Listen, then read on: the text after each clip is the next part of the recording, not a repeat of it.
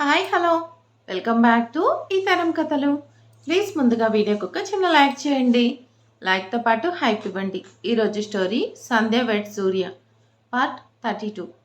కథను రచించిన వారు అనురాధ గారు, వాయిస్ ఓవర్ శ్వేత. ఇక లేట్ చేయకుండా స్టోరీలోకి వెళ్ళిపోదాం. అందరికీ ఒక చిన్న మాట అండి. ఈరోజు ఆఫ్టర్నూన్ నేను ఒక షార్ట్ స్టోరీ పెట్టాలనుకుంటున్నాను ఈ ఛానల్లో. బట్ చూడాలి ఎలా ఉంటుందో. టైం ఉంటే ఖచ్చితంగా అప్లోడ్ చేస్తాను. స్టోరీ అయితే చాలా బాగుంది. బట్ ఏంటంటే మీ అందరి సపోర్ట్ నాకు కావాలి. ఓకే, ఇక లేట్ చేయకుండా స్టోరీలోకి వెళ్ళిపోదాం. సూర్య ఎగ్జైట్మెంట్ ఫీల్ అవుతూ, థ్యాంక్ యూ సంధ్య. ఇప్పుడే నీ పేరు సంధ్య కాదు, నీకు నచ్చిన పేరు పెట్టుకొని నన్ను వచ్చి కలువు. అంతా సర్ప్రైజ్గా ఉండాలి అంటూ గబగబా వ్యాన్ ఎక్కేశాడు. సంధ్య అలానే చూస్తూ కూర్చుంది. సూర్య వ్యాన్లో ఉన్నాడు. షర్ట్ తీసేసి కట్ బనియన్ వేసుకొని షార్ట్ ధరించి కూల్గా కూల్ డ్రింక్ తాగుతూ చేతిలో ఏదో బుక్ పట్టుకొని చూస్తూ ఉన్నాడు. అరగంట గడిచింది. ఈ సంధ్య ఇంటి ఇంకా రాలేదు. ఏం చేస్తుందబ్బా? ఎందుకు లేటు? ఎగ్జైట్మెంట్ తట్టుకోలేకపోతున్నాను. సూర్య ఆత్రం సూర్యది. సంధ్య ఏం చేస్తుందో ఏమో అతడు ఆలోచిస్తూ ఉండగా ఎవరో బయట నుండి ఎక్స్క్యూజ్ మీ అంటూ పిలిచిన పిలుపు వినిపించింది. సూర్య మురుసుకుపోతూ గబగబా వచ్చి డోర్ ఓపెన్ చేశాడు. చూడబోతే సంధ్య తడిచిపోయింది. ఆమె ఇబ్బందిగా అతడి వైపు చూస్తూ భయం నటిస్తూ, hi sir, please help me. నేను దారి తప్పి వచ్చాను, కొంచెం లోపలికి రానిస్తారా? బయటంతా వర్షం, బాగా చలిగా ఉంది. ఈ రాత్రికి నాకు షెల్టర్ ఇస్తారా ప్లీజ్ అని ఎంతో క్యూట్గా అడిగింది. సూర్య ఆశ్చర్యపోయాడు. సంధ్య పూర్తిగా క్యారెక్టర్లో నిమిడిపోయింది. తన కోరిక నెరవేర్చడం కొరకు సముద్రంలో తడిచి మరీ వచ్చింది. వర్షంలో తడిచానని చెప్తుంది. సూర్య కూడా అదే కంటిన్యూ చేస్తూ, ఓహో అలాగా, బాగా తడిచిపోయారు. అయ్యో పాపం. అసలు మీరు ఈ ప్రదేశంలో ఒంటరిగా ఎందుకు ప్రయాణిస్తున్నారు? దారి తప్పిపోయారా? ఇక్కడ చాలా ప్రమాదం అండి. బయట చాలా పెద్ద వర్షం పడుతుంది. నేను తప్ప మీకు సహాయం చేస్తాను. రండి లోపలికి రండి అంటూ పిలిచాడు. సంధ్య వణికిపోతూ చాలా ఇబ్బందిగా వచ్చి లోపల కూర్చుంది. సూర్య ఒక టవల్ ఇచ్చి తుడుచుకోండి, మీకు వేడిగా కాఫీ తెచ్చేస్తాను. మీ దగ్గర ఇంకేం బట్టలు లేనట్టున్నాయి. మీకు అభ్యంతరం లేకపోతే నా దగ్గర ఒక డ్రెస్ ఉంది, ఇస్తాను వేసుకోండి. అదిగోండి అక్కడ ఉంది వాష్రూమ్ అంటూ చూపించాడు. సంధ్య థ్యాంక్స్ అంటూ సూర్య ఇచ్చిన బట్టలు తీసుకుని అటుగా వెళ్ళి పొడి బట్టలు వేసుకొని వచ్చింది. కుర్తా పైజామాతో అతడు ముందుకొచ్చి తడిచిన జుట్టు తుడుచుకుంటూ అతని వైపు ఓరకంట చూసి, మీరు ఒంటరిగా ఉంటున్నారు, మీకు తోడెవరూ లేరా? మీరు ఈ ప్రదేశంలో ఏం చేస్తున్నారు? మీకు భయం లేదా అని సూటిగా అడిగింది. సూర్య నవ్వుతూ, ఐఎమ్ ట్రావెలర్, నాకు ప్రయాణించడం అంటే ఇష్టం. ఈ లొకేషన్ బాగుందని ఇక్కడ స్టే చేస్తున్నా. నాకు ప్రస్తుతానికి మీరే తోడు. I'm lucky. ఏంజెల్ లాంటి అమ్మాయి హెల్ప్ అడుగుతూ వచ్చింది. నేను స్ట్రైట్గా మాట్లాడతాను. You are looking so beautiful, coffee తీసుకోండి అని భార్య తన కోసం తడిచిందని గబగబా కాఫీ రెడీ చేసి తెచ్చాడు సూర్య. సంధ్య కాఫీ తీసుకొని మరొకసారి థ్యాంక్స్ అంటూ, నా పేరు శాండీ అంటూ చెప్పింది. సూర్య ఆశ్చర్యపోతూ, అలాగా, నా పేరు శ్యామ్ అంటూ పరిచయం చేసుకున్నాడు. ఇద్దరూ చిరునవ్వు నవ్వుతూ కాఫీ తాగుతూ పొరపాటున చేతులు తగిలినట్టు ఏదో మొదటిసారి ముట్టుకున్న ఫీల్ అవుతూ ఉంటే, సూర్య సారీ, పొరపాటున నా చెయ్యి మీ చేతిని తాకింది అన్నాడు. అప్పుడు సంధ్య ఇట్స్ ఓకే శ్యామ్ అంటూ, నేను ఎక్కడ నిద్రపోవాలి చెప్పండి అనింది.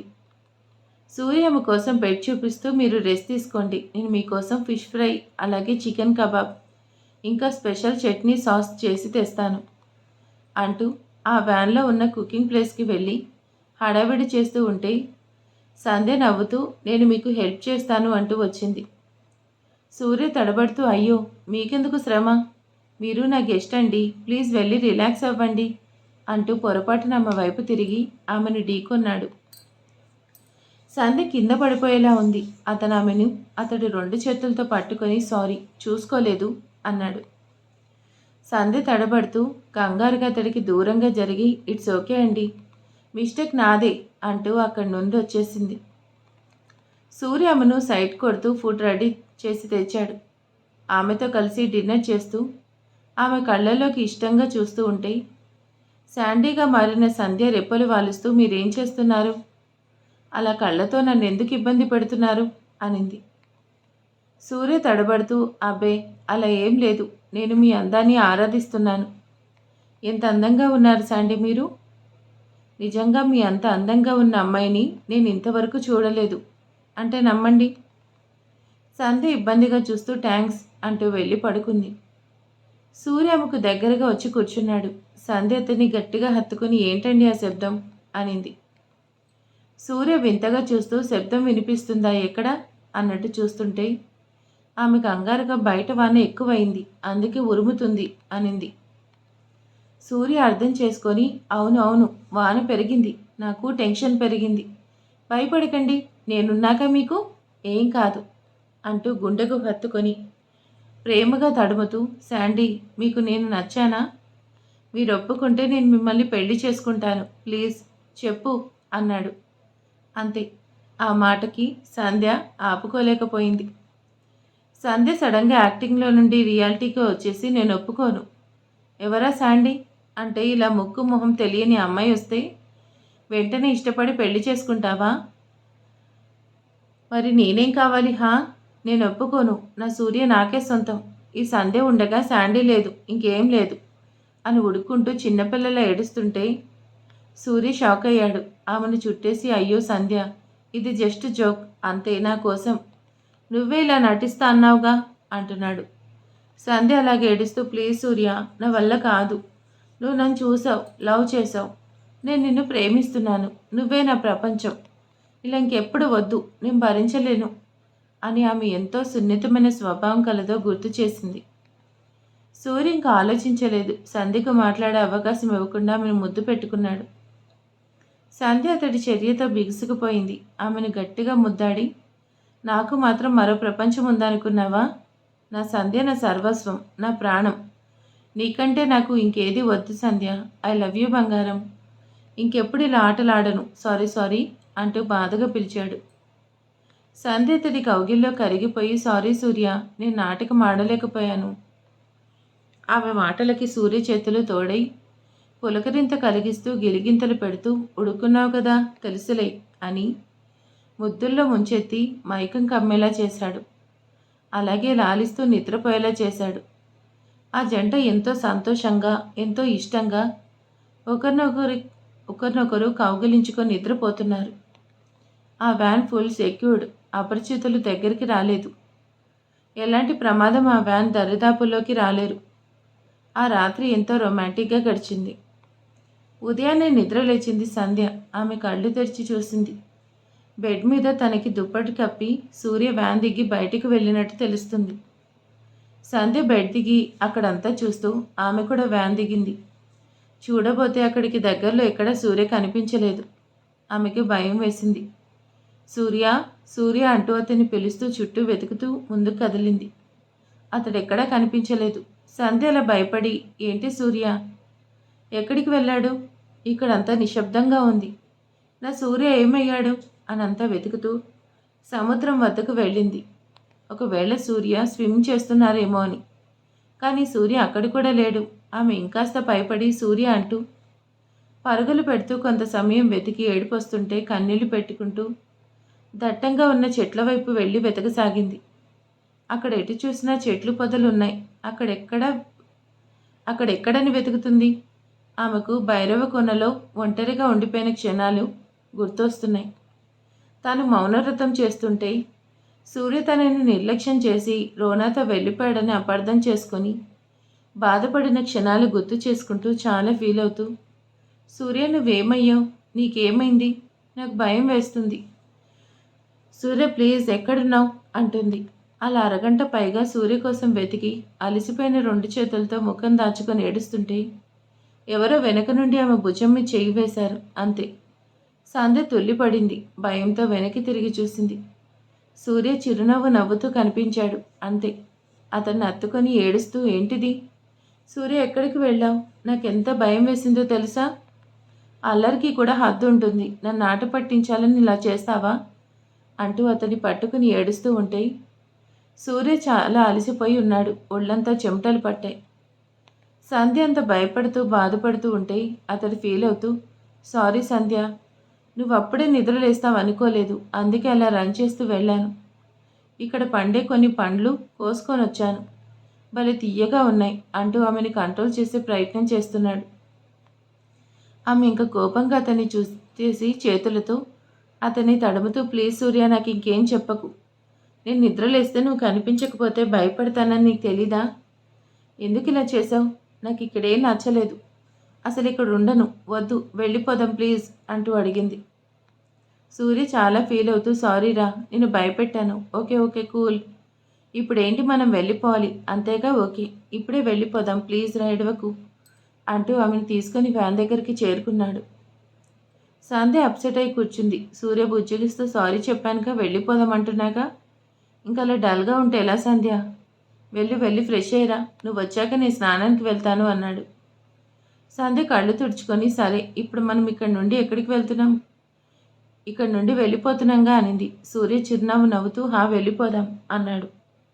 సంధ్య స్నానానికి వెళ్ళింది. ఆమె వెళ్ళాక చేతిలో ఉన్న పళ్ళు పక్కన పెట్టేసి నడుం వెనక వైపు తగిలిన గాయాన్ని చూసుకుంటూ చిన్నగా రక్తం రావడం గమనించి సంధ్య కంట పడకుండా ఉండాలి అన్నట్టు జాగ్రత్త పడుతూ ఏదో ఆలోచిస్తూ ఉన్నాడు. నిజానికి అతడు రన్నింగ్ చేయలేదు, చేసింగ్ చేశాడు. గుర్తు తెలియని కొందరు వ్యక్తులు వ్యాన్ దగ్గరకు వచ్చి లోపలికి ప్రవేశించే ప్రయత్నం చేశారు. అందుకు అవకాశం లేకుండా పోయింది. కానీ సూర్యకు సిగ్నల్ ఇచ్చింది, ఎవరో అటుగా వచ్చారు అని. వెంటనే సూర్య అలర్ట్ అయ్యాడు. అవతలి వాళ్ళకి షాక్ ఇచ్చాడు. దాంతో ఇద్దరు కింద పడ్డారు. మిగిలిన వాళ్ళు ప్రమాదం ఉందని పారిపోవాలని చూశారు. సూర్య సంధ్యకు సందేహం రాకుండా ఆమెను విడిచి బయటకు వచ్చాడు. అక్కడే ఉన్న వాళ్ళు ముఖాలు ముసుగులతో దాచుకొని తమపై అటాక్ చేయాలని చూస్తున్నారు అని తెలుసుకొని వాళ్ళను వెంబడించి వ్యాన్కి కాస్త దూరం తరిమి ఒక్కొక్కరిని చితక్కొట్టి ఎందుకు వచ్చారు, తమపై దాడి చేయాల్సిన అవసరం ఏముంది అంటూ ఉంటే వాళ్ళు తన్నులు తింటున్నారు కానీ అసలు విషయం చెప్పలేదు. వాళ్ళ ఫేస్ కనిపించకుండా దాచుకుంటూ సూర్యపై ఎదురు దాడి చేశారు. సూర్య వాళ్ళకు కొట్టే ఛాన్స్ ఇవ్వలేదు. కానీ ఒకడు వెనక నుండి కత్తితో చిన్న గాయం చేశాడు. ఎప్పుడైతే కత్తి తీశాడో సూర్య ఉగ్రరూపం చూపించాడు.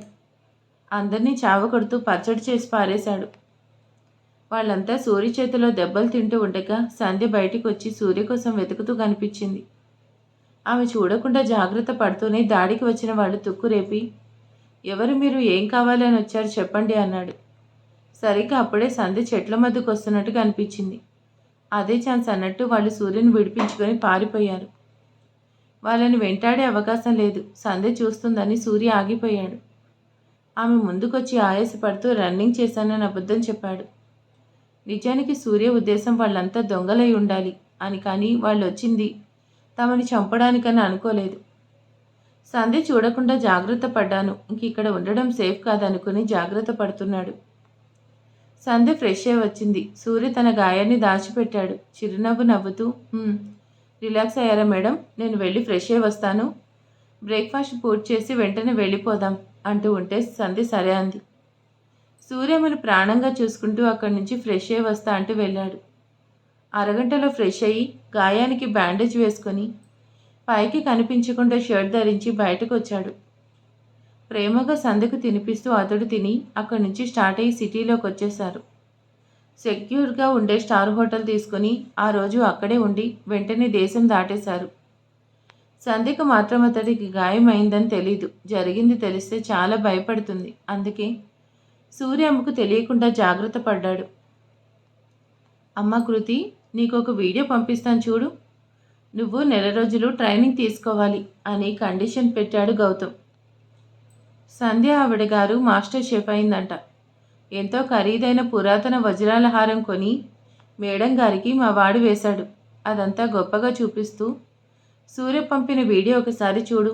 అది చూసి ఆ సంధ్య టాలెంట్ అంచనా వేసి జాగ్రత్త పడి, నువ్వు ఈ టాస్క్లో గెలుచు, నాకు నువ్వే కోడలుగా రావాలంటూ దీర్ఘాలు తీస్తూ చెప్పింది శారదాంబ, ఆవిడే గౌతమ్ తల్లి. కృతి సరే అత్తయ్య అంటూ ఆవిడ పంపిన వీడియో చూస్తూ ఉంది. ఆమె మొదటిసారి సంధ్యని చూసింది. నిజంగా సంధ్య తనకంటే చాలా అందంగా ఉంది. ఆమె కట్టు బొట్టు నడక ఎంతో సింపుల్గా ఉన్నా అందులోనే రాయల్టీ కనిపిస్తుంది. ఒకసారి చూస్తే చూపు నిలబడిపోతుంది అనడానికి ఆశ్చర్యం లేదు. అలాంటి అందం అభినయం ఆమె సొంతం.